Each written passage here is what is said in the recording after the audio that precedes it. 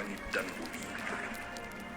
Ia juga membentuk manusia dari debu tanah dan menghembuskan nafas hidup ke dalam hidungnya.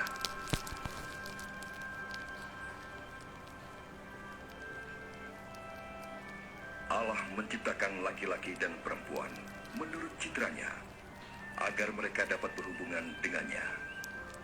Awalnya, manusia menghormati dan memuliakan Allah serta hidup selaras dengan kehendaknya.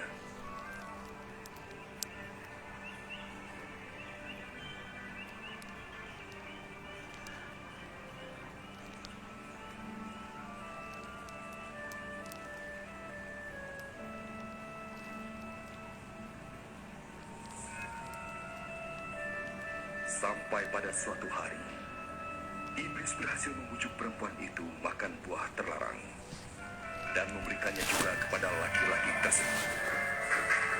Akibatnya, manusia mendurhaka terhadap Allah dan mengikuti jalannya sendiri.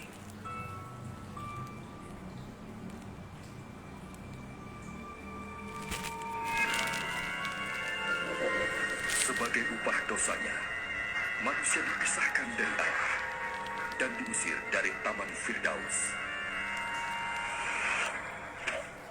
Tetapi Allah tetap mengasihi manusia.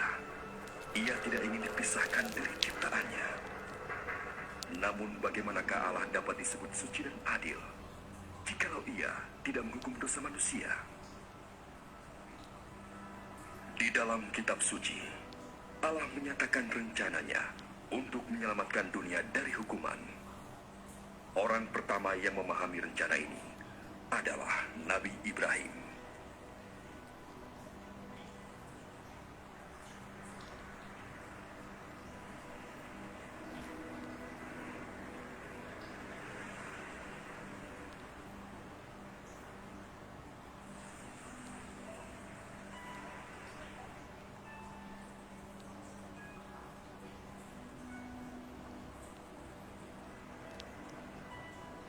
Nabi Ibrahim adalah orang yang benar. Allah berjanji untuk memberkahinya dan menjadikan keturunannya sebanyak pasir di laut dan bintang di langit.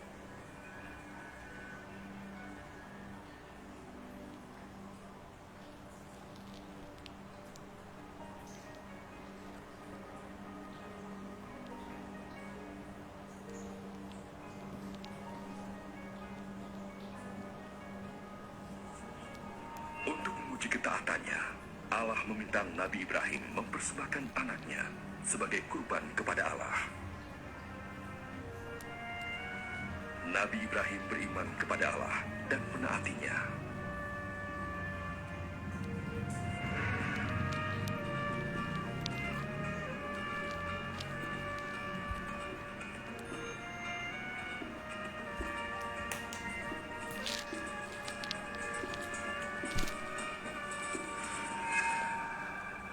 Tetapi waktu ia mengangkat pisau untuk membunuh anaknya, malaikat Allah menghentikannya.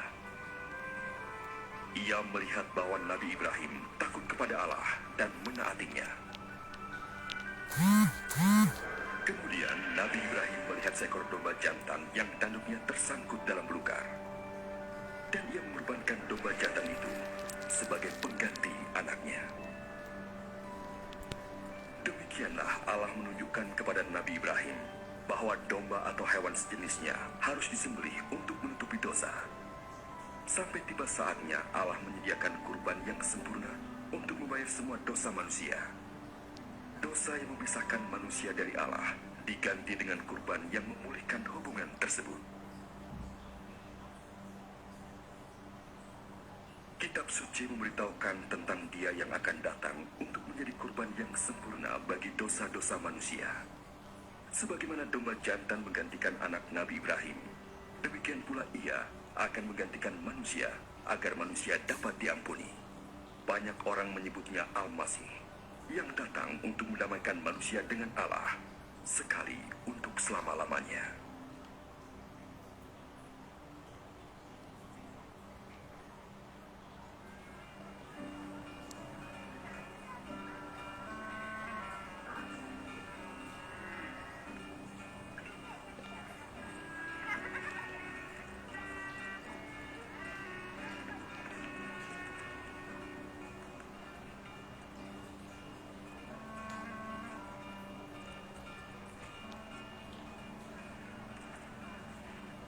Para nabi telah meramalkan secara rinci banyak hal tentang Al-Masih beratus-ratus tahun sebelum kedatangannya.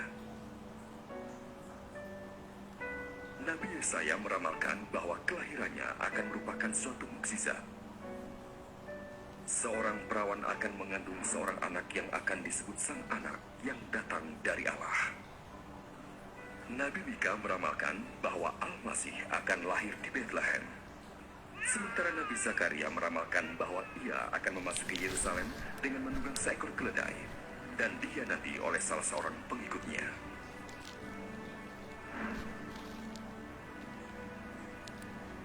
Nabi Yesaya meramalkan apa yang akan dilakukan oleh Al-Masih ketika ia datang.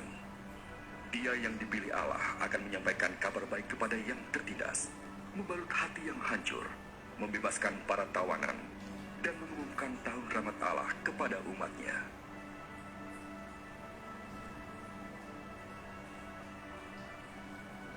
Jadi, siapakah Al-Masih itu? Pada abad pertama datanglah seorang nabi yang bernama Isa. Banyak yang berpikir bahwa dialah yang kedatangannya telah diramalkan para nabi sebelumnya. Benarkah demikian? Apakah hidupnya memenuhi ramalan-ramalan itu? Apakah Isa lebih dari sekedar nabi? Berikut ini adalah riwayat hidupnya berdasarkan catatan para saksi mata yang tercantum dalam kitab suci. Agar kita dapat mengerti dan menarik manfaat dari kehidupan Isa, maka diri Isa diperankan oleh seorang aktor yang sebenarnya tidak satupun aktor yang layak memerankannya.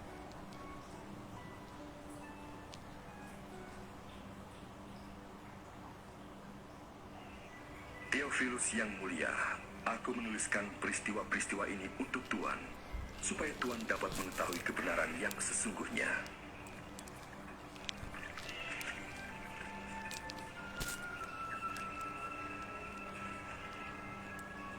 Pada masa pemerintahan Kaisar Agustus di Rom dan Herodes menjadi raja di Yudea, Allah mengutus malaikat Jibril menemui Maryam, seorang perawan di Nazaret.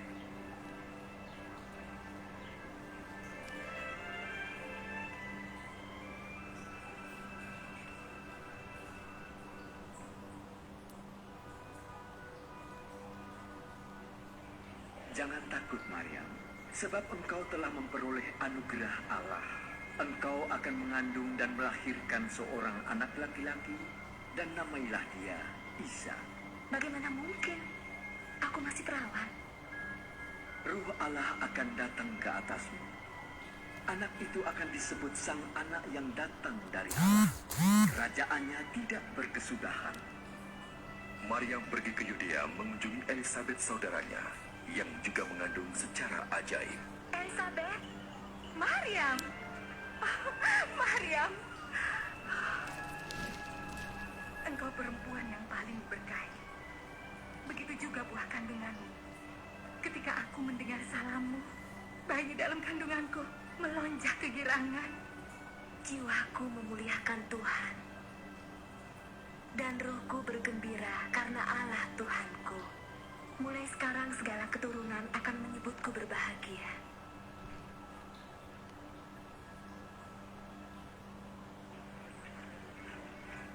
Hai penduduk Nazaret, Kaisar Agustus memerintahkan untuk mengadakan sensus penduduk di seluruh wilayah Galilea dan Yudea. Setiap orang harus mendaftarkan diri di tempat kelahirannya masing-masing.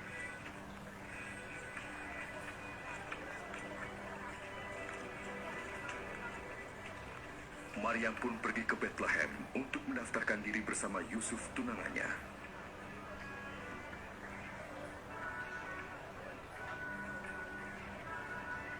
Namun tidak ada tempat menginap bagi mereka, kecuali sebuah kandang yang hina.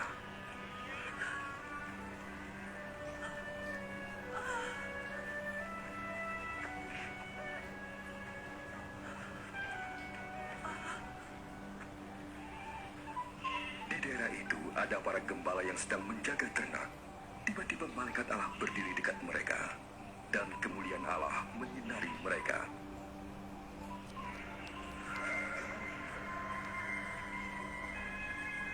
Hari ini telah lahir penyelamatmu di kota Daud, yaitu Al-Masih, Sang Junjungan.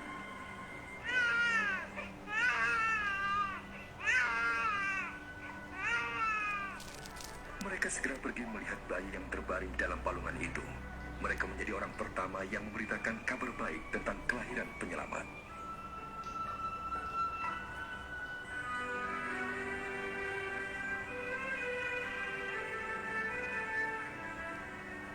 Setelah 8 hari, bayi itu dikitan dan dinamai Isa. Yusuf dan Maryam membawanya ke Yerusalem untuk diserahkan kepada Allah. Di sana ada Simeon,